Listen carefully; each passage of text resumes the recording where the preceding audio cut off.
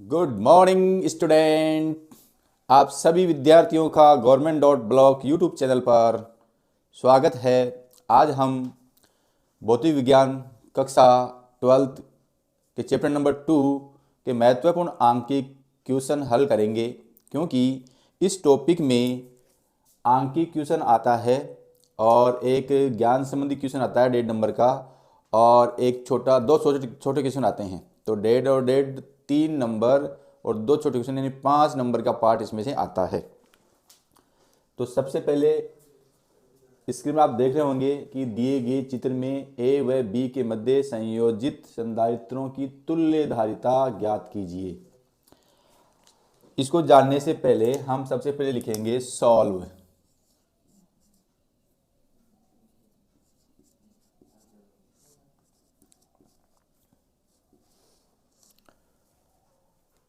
देखो विद्यार्थियों, जो क्वेश्चन नंबर चौथा है और जो क्वेश्चन नंबर 5वां है वो आपका 1.5 अंक का आता है और ये भी 1.5 अंक का आता है। इसमें जो 1.5 अंक का आता है वो आपका चैप्टर नंबर 2 से आंकिक प्रश्न होता है। चैप्टर नंबर 2 से आंकिक प्रश्न होता है। और ये जो क्वेश्चन नंबर 4 है वो आपका ज्ञान संबंधी एक प्रश्न आता है, वो भी चैप्टर नंबर 2 से ही आता है। इसके अलावा क्वेश्चन नंबर फर्स्ट का जो सेकंड क्वेश्चन आता है, फर्स्ट का सेकंड यानी कि ऑब्जेक्टिव, वो भी आपका चैप्टर नंबर 2 से ही आता है। और जो क्वेश्चन नंबर 2 का फर्स्ट है फिल इन द ब्लैंक्स,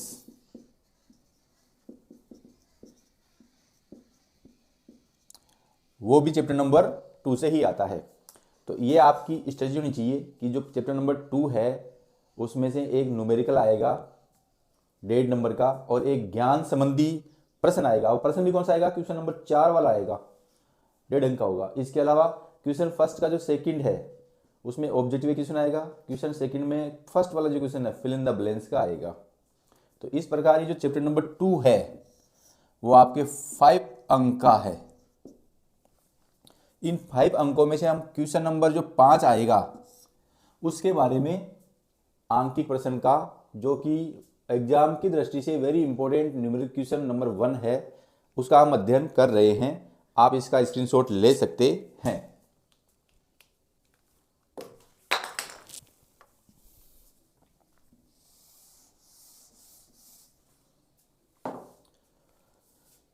विद्यार्थियों, यहाँ पर जो संधारित्र लगे हुए हैं, आपने संधारित्रों का संयोजन नामक टॉपिक में देखा था कि ये जो दोनों संधारित्र हैं वो समांतर क्रम में संयोजित हैं। तो सबसे पहले हम इन दोनों संधारित्रों का अध्ययन करेंगे, यानी अध्ययन करने मतलब इन दोनों संधारित्रों का तुल्य प्रतिरोध निकालेंगे। निकालने के लिए सबसे पहले हम क्या करेंगे, इन संधारित्रों को हम नाम देते हैं। तो मान लिया कि ये संधारित्र आपका क्या है, C1 है, और ये C2 है, और ये संधारित्र C3 है। अब हम क्या करेंगे, संधारित्र C1 और C2 समांतर क्रम में संयोजित है। चित्र अनुसार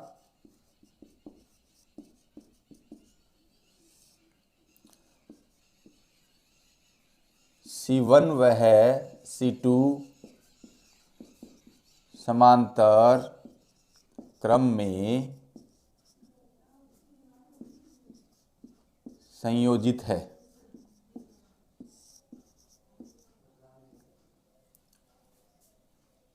और जब 2 या 2 से अधिक संधारित्र समांतर क्रम में संयोजित होते हैं तो उनका तुल्य प्रतिरोध समांतर क्रम को हम कहते हैं पैरेलल कॉम्बिनेशन। इसलिए पैरेलल से P, CP is equal to C1 plus C2। देखो यार, चित्र में केवल C1 और C2 ही समांतर क्रम में संयोजित है, इसलिए C1 और C2 का तुल्य प्रतिरोध मान लिया CP है। C1 C2 का तुल्य प्रतिरोध CP है। तो हम जानते हैं कि Cp is equal to C1 plus C2। अब मान रख दीजिए C1 कितना दे रखा है 5 माइक्रोफेरड, C2 कितना दे रखा है 5 माइक्रोफेरड, तो 5 और 5 10 माइक्रोफेरड। तो ये आपका Cp आ गया 10 माइक्रोफेरड।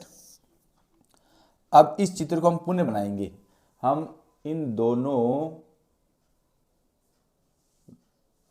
धारिताओं का तुल्य धारिता Cp 10 माइक्रोफेरड निकाल ली, तो ये चित्र निम्न अनुसार होगा। पुनः है चित्र निम्नानुसार होगा। तो ये आपका बिंदु A है। अब जो ये C1 और C2 संधारित्रों की धारिता थी उनका तुल्य प्रतिरोध Cp आ गया। Cp बराबर 10 माइक्रोफेरड, और ये आपका ऑलरेडी C3 था ही था 10 माइक्रोफेरड B। तो अब C1 और C2 को समांतर क्रम में संयोजित करके तुल्य प्रतिरोध निकालने के बाद में दिया गया चित्र निम्न अनुसार होगा। जैसा कि आप बोर्ड पे देख रहे हैं। अब आप ये भी देख रहे होंगे कि ये दोनों जो संधारित्र हैं, यानी C1 C2 का तुल्य धारिता वाला संधारित्र और C3 वाला संधारित्र, ये दोनों संधारित्र किस क्रम में है, श्रेणी क्रम में है। Cp वह C3 श्रेणी क्रम में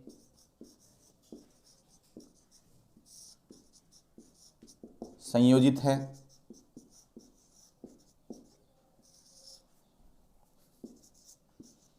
अतः हम जानते हैं कि जब दो या दो से अधिक संधारित्र श्रेणी क्रम में संयोजित होते हैं तो उनकी तुल्य धारिता श्रेणी क्रम को बोलते हैं सीरीज कॉम्बिनेशन। इसलिए 1/CS बराबर 1/Cp प्लस 1/C3। अब देखो Cp की वैल्यू कितनी है 10 माइक्रोफेरड, C3 की वैल्यू कितनी है 10 माइक्रोफेरड, तो 1/CS बराबर 1/10 प्लस 1/10। दोनों का एलसीएम 10 आएगा। 10 में 10 का डिवाइड करेंगे 1 को 1 से मल्टीप्लाई 1 प्लस वही 10 को 10 से डिवाइड करेंगे 1 आएगा, 1 को इसके हंस गुणा करेंगे 1 आएगा। तो आपका क्या हो जाएगा ये 1/CS बराबर, देखो 1 और 1 2/10, 2/10, 2 1 जा 2 और 2 5 जा 10, तो 1/CS बराबर 1/5। अब हमारे पास हैं दो रास्ते हैं, या तो इसको क्रॉस मल्टीप्लाई कर दें या इस मान को उल्टा कर दें। तो क्या जाएगा श्रेणी क्रम में संयोजित संधारित्रों की धारिताओं का तुल्य प्रतिरोध, तो CS बराबर क्या जाएगा 5 माइक्रोफेरड। अतः हम क्या कह सकते हैं, दिए गए चित्र में A व B के मध्य संयोजित संधारित्रों की तुल्य धारिता, तो A और B के मध्य तुल्य धारिता 5 माइक्रोफेरड है। तो हम यहाँ लिख सकते हैं अतः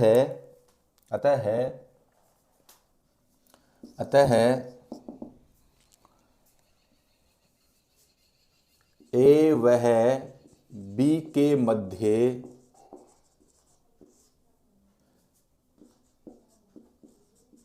संयोजित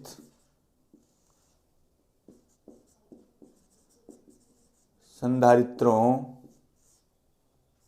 की तुल्य धारिता 5 माइक्रोफेरड है। ये आपका कंप्लीट 1.5 नंबर का आंसर हो गया है, और इसमें ज़्यादा कुछ भी नहीं सोचना था, सीधा सा मामला था। संयोजन में सबसे पहले ये डिसीजन लेना है कि इसमें समांतर क्रम लग रहा है या श्रेणी क्रम में लग रहा है, और फिर समांतर क्रम में लग रहा है तो समांतर क्रम के सूत्र से तुल्य प्रतिरोध निकाल लीजिए, और फिर श्रेणी क्रम बन रहा है तो श्रेणी क्रम से उसका तुल्य धारिता निकाल लीजिए और हमारा प्रश्न हल हो जाता है। इसे कहते हैं मिश्रित संयोजन। देखो यहाँ पर समांतर क्रम संयोजन था, समांतर क्रम संयोजन से हमने तुल्यधारिता निकाली। जैसे इसकी तुल्यधारिता निकाली तो ये कौन सा क्रम बन गया, श्रेणी क्रम संयोजन बन गया। इस प्रकार इस दिए गए संयोजन में समांतर क्रम संयोजन भी था और श्रेणी क्रम संयोजन भी था। अतः इस प्रकार के जो संयोजन होते हैं उन्हें हम बोलते हैं मिश्रित संयोजन। इस प्रकार हम कह सकते हैं कि संयोजन के 3 प्रकार होते हैं। पहला समांतर क्रम संयोजन, दूसरा श्रेणी क्रम संयोजन, तीसरा मिश्रित संयोजन। न्यूमेरिकल में ये दूसरा न्यूमेरिकल है जो आप बोर्ड की में देख रहे होंगे कि 10 संधारित्रों प्रत्येक की धारिता 10 माइक्रोफेरड है। तो श्रेणी क्रम और उसके बाद में समांतर संयोजन में जोड़ने पर तुल्य धारिताओं का गुणनफल निकालना है।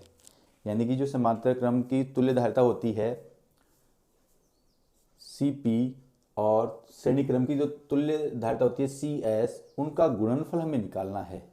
तो सबसे पहले हम लिखेंगे SOLVE सॉल्व। अब देखो 10 संधारित्र श्रेणी क्रम में जुड़े हुए हैं और हम जानते हैं कि जो श्रेणी क्रम में संयोजन होता है वो इस प्रकार का होता है। जैसे मान लो ये आपका पहला है C1, ये मान लो C2 और यह मान लो C3 है। अब फिर हम यहाँ पर dot dot dot dot dot dot करके ये जो लास्ट में है वो आपका C10 है और इसको हम क्या करते हैं, एक V वोल्ट की बैटरी से जोड़ देते हैं। ये डॉट डॉट दिखा रहा है यहाँ पर C4 5 6 7 8 और लास्ट में 10 है। अब देखो ये C1 संधारित्र है जिसकी धारिता कितने रखी है, इन सभी की 10 माइक्रोफेरड है, इसकी भी 10 माइक्रोफेरड है, इसकी भी 10 माइक्रोफेरड है, इसकी भी 10 माइक्रोफेरड है। जब 2 या 2 से अधिक संधारित्र श्रेणी क्रम में संयोजित होते हैं तो उनका तुल्य प्रतिरोध को मान लेते हैं C। देखो श्रेणी क्रम को अंग्रेजी में बोलते हैं सीरीज, इसलिए CS। तो चित्रानुसार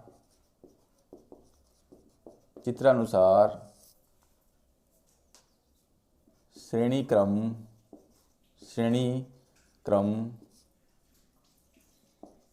संयोजन में तुल्य धारिता CS है तो हम जानते हैं कि 1/C is equal to 1/C1 plus 1/C2 plus 1/C3 plus dot dot dot 1/C10। अब देखो यहाँ तुल्यधारिता C है और श्रेणी क्रम संयोजन की तुल्यधारिता हमने क्या मान ली, CS। तो ये आपकी जाएगी CS इजिकल टू C1 कितना है 1/10 plus 1/10 plus 1/10 dot dot dot dot dot, ऐसे 10 बार आएगा ये 1 2 3 4 प्लस 1/4 प्लस 1/4 प्लस 1 2 3 4 5 6 7 8 9 और 10। तो 1/CS इजिकल टू, अब देखो इसमें 1/10 LCM है या 1/10 कॉमन है, तो ऊपर क्या बचेगा, यहाँ बचेगा 1 प्लस 1 प्लस 1 प्लस 1, 1 2 3 4 5 6 7 8 9 व 10, 1 2 3 4 5 6 7 8 9 10। तो 1/CS बराबर क्या जाएगा 1/10 इंटू 10। अब जैसे भी आप जानो 1/10 कितनी बार आ रहा है, 10 बार आ रहा है, तो 1/10 इंटू 10। यदि यही मान लो 1/10 n बार आ रहा है तो 1/10 इंटू n। तो ये 10 से 10 कैंसिल हो जाएगा, 10 1 जा 1 और 10 1 जा 1, तो 1/CS इज इक्वल टू 1/1। अब इसको हम क्रॉस मल्टीप्लिकेशन करेंगे तो CS इज इक्वल हो जाएगा 1 माइक्रोफेरड। अब आप इसका स्क्रीनशॉट ले सकते हैं। ऐसे ही तत्पश्चात उसे समांतर क्रम में संयोजन करें।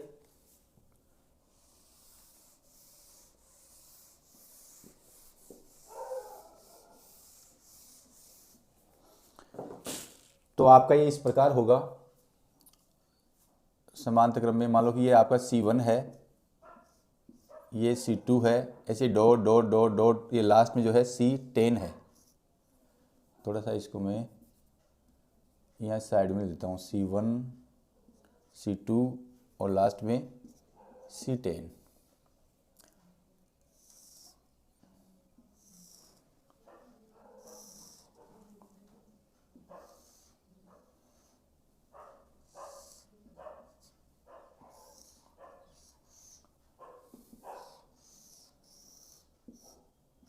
वही मैंने इसको एक V वोल्ट की बैटरी से जोड़ दिया है। अब यहाँ आप देखो, इसका जो वैल्यू है वो भी 10 माइक्रोफेरेड है, इसकी भी 10 माइक्रोफेरेड है, और जो C3 C4 C5 हैं उनकी भी 10 माइक्रोफेरेड है। जो इस प्रकार का जो कॉम्बिनेशन होता है उसे हम क्या बोलते हैं? समांतर संयोजन। तो माना समांतर संयोजन में तुल्य धारिता Cp है तो